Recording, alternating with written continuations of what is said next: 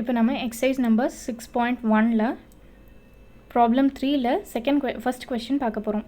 Question என்னென்னா, prove that root of 1 plus sin theta divided by 1 minus sin theta is equal to secant theta plus tan theta. So LHS எடுத்து எழுதிக்கிறோம். root of 1 plus sin theta divided by 1 minus sin theta. டினாமினேட்டரில் இருக்க 1 minus sin thetaவோட conjugate எடுத்து நம்ம multiply and divide பண்ண போகிறோம். அப்படி பண்ணும்போது என்ன வருதுன்னா, இந்த ஸ்டெப் வரும். 1 plus sin theta divided by 1 minus sin theta into 1 plus sin theta divided by 1 plus sin theta. இதுக்கு ஹோல் ரூட் அப்ளை ஆகும்.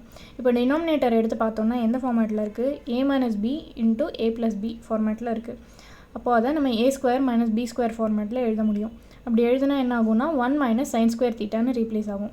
நியூமரேட்டர் எந்த ஃபார்மேட்டில் இருக்குன்னா a plus b into a plus b ஃபார்மேட்டில் இருக்குது. ஸோ அது a plus b தான் whole ஸ்கொயராக மாறிடும்.